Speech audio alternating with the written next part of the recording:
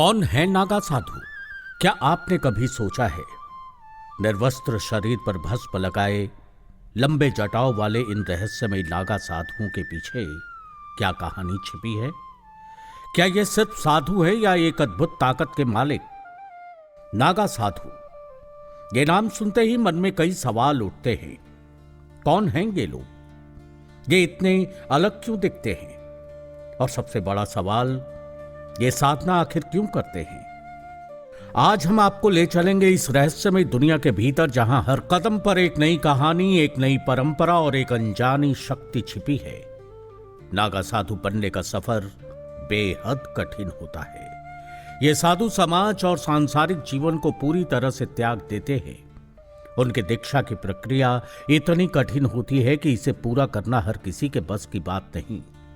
पहले उन्हें दिगंबर यानी निर्वस्त्र जीवन जीने की प्रतिज्ञा लेनी होती है और उसके बाद शुरू होता है असली संघर्ष, कठिन तपस्या, गुरुओं की सेवा और हर सांसारिक सुख से दूरी। क्या आप जानते हैं कि नागा साधु सिर्फ सन्यासी ही नहीं बल्कि युद्ध के भी महारथी होते हैं? इतिहास में जब हिंदू धर्म पर संकट आया तब इन्हीं नागा साधुओं ने तलवार उठाई।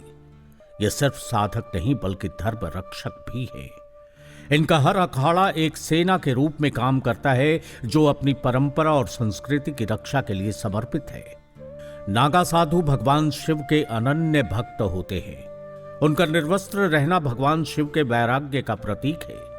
उनका शरीर भस्म से ढका रहता है जो जीवन और मृत्यु के चक्र का प्रतीक है। लेकिन क्या आप जानते हैं, नागा साधु बनने से पहले एक इंसान को अपने परिवार, अपनी पहचान और यहां तक कि अपने नाम को भी त्यागना पड़ता है। नागा साधुओं की सबसे बड़ी पहचान होती है कुंभ मेला। कुंभ मेले में इनकी भव्य शोभा यात्रा देखने लायक होती है। गंगा नदी में उनका पहला स्नान आध्यात्मिक शक्ति का प्रतीक माना जाता है और यह शोभा यात्रा सिर्फ एक परंपरा नहीं बल्कि एक आध्यात्मिक संदेश है। जीवन का असली सत्य आत्मा की शुद्धि और मोक्ष है। इनके अखाड़ों की भी एक अनोखी दुनिया है।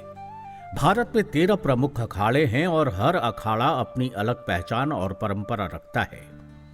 नागा साधुओं के इन अखाड़ों का नेतृत्व गुरु करते हैं और हर साधु को अखाड़े के नियमों का पालन करना पड़ता है।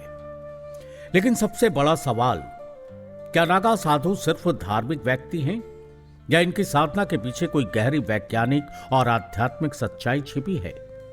उनके योग, ध्यान और कठोर तपस्या के तरीके आधुनिक विज्ञान को भी हैरान कर देते हैं।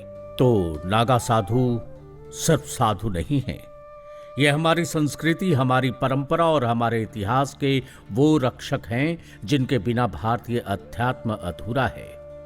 अगर आपको यह वीडियो पसंद आया हो तो इसे लाइक करें, चैनल को सब्सक्राइब करें और कमेंट करके बताएं कि आपको नागा साधुओं की कौन सी बात सबसे ज्यादा रोचक लगी।